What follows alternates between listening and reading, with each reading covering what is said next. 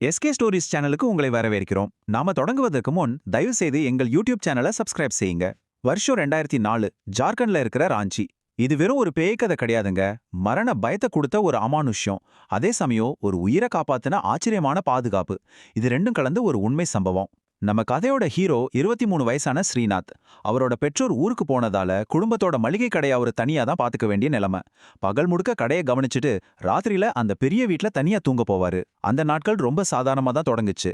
ஆனா அவர் வாழ்க்கையில எப்படிப்பட்ட ஒரு பயங்கரம் காத்துக்கிட்டு இருக்குன்னு அவருக்கு அப்போ துளியும் தெரியாது. இப்போ உங்களுக்கே ஒரு கேள்வி வரலாம். ரொம்ப ஆபத்தான ஒரு ஆவி கிட்ட இருந்து ஸ்ரீநாத்தை காப்பாத்த முகம் தெரியாத ஒரு இளம் ஆவி ஏன் தன்னோட மொத்த சக்தியையும் பண வைக்கணும்? நிஜமாவே இது ரொம்ப விசித்திரமான, அதே சமயம் உணர்ச்சிகரமான ஒரு அமானுஷ்ய சம்பவம். ஒரு பக்கம் உறைந்து போகச் செய்யும் மரண பயம், இன்னொரு பக்கம் ஒரு தேவதை மாதிரி வந்த பாதுகாப்பு. ஸ்ரீநாத் வாழ்க்கையில நடந்த இந்த மர்மமான சம்பவத்தோட பின்னணி என்னன்னு இப்போ நாம விரிவா பார்க்கலாம். இந்த மொத்த சம்பவமும் ஆரம்பிச்ச புள்ளி ரொம்ப சாதாரணமான ஒரு விஷயம்தான். ஸ்ரீநாத் வாழ்ந்து வந்த அதே தெருவுல இருந்த ஒரு வயசான பாட்டி இறந்து போயிடுறாங்க. அந்த பாட்டியை பார்க்காலே அந்த ஏரியா மக்கள் எல்லாருக்கும் ஒரு விதமான பயம் இருக்கும். அவங்களுக்கு கண் திருஷ்டி அதிகம்னு ஊருக்குள்ள ஒரு பேச்சே இருந்துச்சு. அவங்க தெருவுல நடந்து வந்தாலே போதும், பாய்வார்கள்லாம் பயந்து போய் குழந்தைங்கள வீட்டுக்குள்ள தூக்கிட்டு ஓடிடுவாங்க. அப்படிப்பட்ட ஒரு பாட்டியோட இறுதிச் சடங்குல தன்னோட நண்பனுக்காக ஸ்ரீநாத் கலந்துக்கிறாரு. அந்த மயானத்துக்கு பக்கத்துல ஒரு பெரிய குளம் இருந்துச்சு. அங்கிருந்து தான் ஸ்ரீநாத்தோட வாழ்க்கையில அந்த பெரிய பிரச்சனை ஆரம்பமாகுது. நேரம் மாலை, சூரியன் மறையிற அந்த அந்தி வேலை. ஸ்ரீநாத்துக்கு ரொம்ப அவசரமா சிறுநீர் கழிக்க வேண்டிய ஒரு சூழ்நிலை. சுற்றுமுற்றும் பார்க்கறாரு. பக்கத்துல காய்ந்து போன மாதிரி இருந்த ஒரு குளத்துக்கு போறாரு. அந்த குளம் முழுக்க ஜல்கும்பி அப்படின்னு சொல்லப்படுற ஆகாய தாமரை செடிகள் அடர்த்தியா மூடி இருக்கு. அங்க தண்ணி இருக்கிறதுக்கான எந்த ஒரு அறிகுறியுமே இல்ல. அவசரத்துல அந்த ஆகாய தாமரை செடிகள் மேலேயே ஒரு சிறுநீர் கழிச்சிடுறாரு. அந்த நிமிஷம் அந்த செடிகளுக்குள்ள ஏதோ ஊர்ந்து போற மாதிரி ஒரு அமானுஷ்யமான சலசலப்பு கேக்குது. ஆனா ஸ்ரீநாத் அதை பெருசா எடுத்துக்கல. தான் எவ்வளவு பெரிய தப்ப செஞ்சிருக்கோன்னு உணராமலே அங்கிருந்து கிளம்புறான். அந்த குளத்திலிருந்து வந்த பிறகு அடுத்த 3 ராத்திரிகள் ஸ்ரீநாத்தோட வாழ்க்கை எப்படி ஒரு நரகமா மாறுச்சுன்னு பார்க்கலாம்.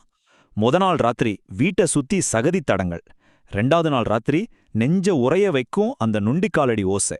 3வது நாள் இந்த ஆபத்திலிருந்து அவரை காப்பாத்த ஒரு பாதுகாவலர் வராங்க. இந்த 3 ராத்திரிகளும் ஒரு மனிதனோட உச்சக்கட்ட பயத்தை நமக்கு காட்டுது. அந்த திகில் எப்படி படிப்படியா அதிகரிச்சதுன்னு இப்ப பார்ப்போம். முதல் நாள் ராத்திரி வழக்கம் போல கடையை மூடிட்டு வீட்டுக்கு வர்ற ஸ்ரீநாத் கதவை உள்பக்கமா நல்லா தாழ்பால் போட்டு பூட்டிக்கிறாரு. ஆனா வீட்டுக்குள்ள போனதும் அவருக்கு ஒரு மிகப்பெரிய அதிர்ச்சி. வீடு முழுக்க சகதியும், அவர் அந்த குளத்துல பார்த்த அதே ஆகாய தாமரை இலைகளும் சிதறி கிடக்குது. நல்லா பூட்டப்பட்ட ஒரு வீட்டுக்குள்ள இது எப்படி வந்துச்சுன்னு அவர் குழம்பி போய் நிக்கிறாரு. அந்த அமைதியான இருட்டுல திடீர்னு அவர் வீட்டு கதவுல தட் தட் தட் அப்படின்னு பலமா யாரோ தட்டுற சத்தம் கேக்குது. அந்த சத்தத்தை கேட்டதும் ஸ்ரீநாத்தோட இதய துடிப்பு எகிரிடுச்சு. பயத்தோட உச்சியில இருக்கிற ஸ்ரீநாத் நடுங்குற உடம்போட மெதுவா கதவோட இடுக்கு வழியா வெளியே எட்டி பார்க்கறாரு. அங்க அவர் பார்த்த அந்த திகிலான காட்சி அவர் ரத்தத்தையே உறைய வச்சிடுச்சு. வீட்டோட தாழ்வாரத்துல ஒரு வயசான மூதாட்டி நடந்து போய்கிட்டு இருக்காங்க. அவங்க கால்கள் முழுக்க அந்த ஆகாய தாமரை செடிகள் சுற்றி கிடக்கிட்டு. ஒரு கால தரையில எழுத்து நொண்டியபடியே அந்த மூதாட்டி நடந்து போறாங்க. நல்லா பூட்டப்பட்ட ஒரு பெரிய வீட்டுக்குள்ள இவ்வளவு உயரமான சுவர்களை தாண்டி இந்த அமானுஷ உருவம் எப்படி உள்ள வந்துச்சுன்னு புரியாம ஸ்ரீநாத் அப்படியே உறைஞ்சு போய் நிக்கிறாரு. இப்போ அந்த நிலைமையை நீங்களே கொஞ்சம் கற்பனை செஞ்சு பாருங்களேன். ரொம்ப கோவமான பழி வாங்குற ஒரு ஆவியோட அவர் அந்த பெரிய வீட்டுக்குள்ள தனியா மாட்டிக்கிட்டாரு. தனக்கு ஏற்பட்ட இந்த மரண பயத்தை அக்கம்பக்கத்துல இருக்கிறவங்க கிட்ட போய் சொல்லவும் முடியாது. சொன்னா பைத்தியக்காரன்னு கிண்டல் பண்ணுவாங்கன்னு அவருக்கு ஒரு தயக்கம். இருட்டுக்குள்ள தனியா நொண்டிக்கிட்டே நடக்கிற ஒரு பேய் கூட அவர் அடைபட்டு இருக்காரு. இந்த கொடூரமான சூழ்நிலையில அவருக்கு யார் தான் உதவி பண்ண முடியும்? அந்த தனிமை அவரோட பயத்தை பல மடங்கு அதிகமாக்குது. ஆனா இந்த இடத்துல தான் கதையில ஒரு எதிர்பாராத அற்புதமான திருப்பம் நடக்குது. 3வது நாள் ராத்திரியும் அதே மாதிரி நொண்டியான காலடி ஓசை கேக்குது. பயந்து போய் மீண்டும் கதவை எட்டி பார்க்கறாரு ஸ்ரீநாத். ஆனா இம்முறை அங்க அந்த வயசான மூதாட்டி இல்ல. அதுக்கு பதிலா வெள்ளை ஆடை அணிந்த ரொம்ப அழகான ஒரு இளம்பெண் வீட்டின் தாழ்வாரத்துல ரொம்ப அமைதியா உட்கார்ந்துருக்காங்க. அவங்க முகத்தை பார்த்தா ஸ்ரீநாத்துக்கு ரொம்பவும் பரிச்சயமான ஒரு முகம் மாதிரி இருக்கு. ஒரு பயங்கரமான பேய பார்த்த இடத்துல ஒரு தேவதை மாதிரி ஒருத்தவங்க உட்கார்ந்துருக்கிறத பார்த்து அவர் ஆச்சரியத்துல உறைஞ்சு போறாரு. அந்த இளம்பெண் ஸ்ரீநாத்தை பார்த்து ரொம்ப அன்பான ஒரு புன்னகையோட பேசத் தொடங்குறாங்க. அவங்க சொல்றாங்க, அவ உன்னை சும்மா விடமாட்டா. நீ ஒரு மிகப்பெரிய தப்பு செஞ்சுட்ட. ஆனா பயப்படாத, உன்னை பாதுகாக்க தான் நான் இங்க வந்திருக்கேன். இந்த வார்த்தைகள் நேரடியாக அவரோட இதயத்தை தொடுது. ஒரு அமானுஷ்யமான ஆவி கோபத்துல துடிச்சுக்கிட்டு இருக்கிற இன்னொரு ஆவிக்கிட்ட இருந்து தன்னை காப்பாத்த வந்திருக்கு அப்படிங்கிற உண்மையை அவர் அப்பதான் உணர்றாரு. இந்த ஆபத்திலிருந்து உயிர் பிழைக்க சில கடுமையான விதிகளை அந்த பெண் அவருக்கு கத்துக் கொடுக்கறாங்க. கதவை எப்பவும் பூட்டியே வை. கதவுல எவ்ளோ பெரிய சத்தம் கேட்டாலும் சரி, யார் தட்டினாலும் சரி, அதை நீ கண்டுகொள்ளவே கூடாது. நான் வந்து உன் பேரை சொல்லி கூப்பிட்டா மட்டும்தான் நீ கதவை திறக்கணும். இந்த 3 விதிகளையும் கட்டளையா அவங்களுக்கு சொல்றாங்க. அந்த நொண்டியான பேய் வீட்டுக்குள்ள நுழையாம தடுக்க இது மட்டும்தான் ஒரே வழின்னு ரொம்ப அழுத்தமா எச்சரிக்கிறாங்க. திடீர்னு அந்த இளம்பெண் ஸ்ரீநாத்தோட கைகளை இறுக பிடிக்கிறாங்க. அவங்களோட ஸ்பர்ஷம் பட்ட உடனே ஸ்ரீநாத் உடம்புல பலாயிரம் வோல்ட் மின்சாரம் பாஞ்ச மாதிரி ஒரு உணர்வு. அடுத்த செகண்ட் அவர் கண்களுக்கு முன்னாடி ஒரு காட்சி விரியுது. அவர் சிறுநீர் கழிச்ச அந்த குளத்தோட காட்சி. அங்கிருந்த ஆகாய தாமரை செடிகள் மெதுவா விலக, அதுக்குள்ள இருந்து அந்த கோபமான மூதாட்டியோட முகம் கோரமா வெளியே வருது. அவர் தெரியாம செஞ்ச ஒரு சின்ன தவறு எந்த அளவுக்கு அந்த மூதாட்டியோட ஆவிய கோபப்படுத்தி இருக்குன்னு அந்த பெண் ஒரு சினிமா காட்சி மாதிரி அவருக்கு உணர்த்துறாங்க. சரி, இவ்ளோ பெரிய பயங்கரத்துல இருந்து எப்படி தப்பிக்கிறது? அதுக்கான வழியையும் அந்த பெண் சொல்லி கொடுக்கறாங்க. நாளைக்கு காலையில நீ மறுபடியும் அந்த குளத்துக்கு போ. உனக்கு ரொம்ப நம்பிக்கையான ஒரு நண்பனை உன் கூடவே கூட்டிட்டு போ. நீ தப்பு செஞ்ச அதே இடத்துல நின்னு கை கூப்பி அந்த ஆவிகிட்ட மனசார மன்னிப்பு கேள் அப்படின்னு ரொம்ப தெளிவான ஆலோசனைகளை வழங்குறாங்க. பழி வாங்குற எண்ணத்தோட சுத்துற அந்த ஆவியை சாந்தப்படுத்த இது ஒண்ணுதான் வழின்னு சொல்றாங்க.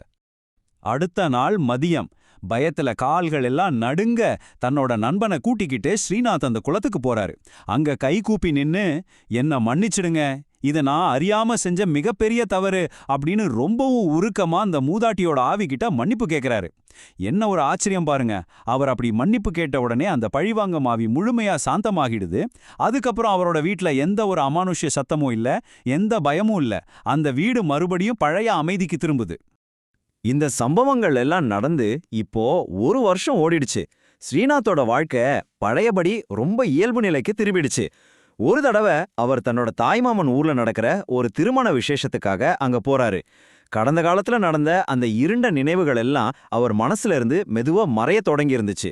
ஆனா விதி அங்க அவருக்காக ஒரு மிகப்பெரிய ஆச்சரியத்தை ஒளிச்சு வச்சிருந்துச்சு. மரணத்தோட விளிம்பு வரைக்கும் கொண்டு போன அந்த நொண்டியான பேயோட பயங்கரமான நினைவுகள் ஒரு பக்கம் இருந்தாலும், அந்த ஆபத்தான நேரத்துல தன்னை தேடி வந்து பாதுகாட்ட அந்த முகம் தெரியாத அழகான பெண்ணோட அரவணைப்பும் அவங்களோட நினைவும் அவர் மனசை விட்டு போகவே இல்ல. அவங்க யாரு, ஏன் தனக்கு உதவி பண்ணாங்க அப்படிங்கிற கேள்வி இன்னும் அவர் மனசுக்குள்ள ஓடிக்கிட்டே தான் இருந்துச்சு. கல்யாண ஊர்ல மாமா வீட்டுக்கு பக்கத்துல இருக்கிற தன்னோட நண்பன் வீட்டுக்கு ஸ்ரீநாத் ரொம்ப சாதாரணமா பேசிக்கிட்டே போறாரு. வீட்டுக்குள்ள நுழைஞ்சதும் அங்க சுவத்துல மாட்டியிருந்த ஒரு புகைப்படத்தை பாக்குறாரு. பார்த்த அடுத்த செகண்டு அவர் அப்படியே உறைஞ்சு போய் நிக்கிறாரு. அவருக்கு வார்த்தைகளே வரல. அது யாருடைய புகைப்படம் தெரியுமா? அன்னைக்கு ராத்திரி நேரத்துல வந்து பேய்கிட்ட இருந்து அவரை காப்பாத்தின அதே வெள்ளை ஆடை அணிந்த பெண்ணோட புகைப்படம் தான் அது. அதிர்ச்சியில உறைஞ்சு போன ஸ்ரீநாத் பதற்றத்தோட அந்த புகைப்படத்தை காட்டி தன்னோட நண்பன் கிட்ட விசாரிக்கிறாரு. அப்போ அந்த நண்பன் கண்கள்ல கண்ணீரோட சொல்றான், இவ என் தங்கடா, கொஞ்ச நாளைக்கு முன்னாடி நடந்த ஒரு விபத்துல அவ இறந்துட்டா.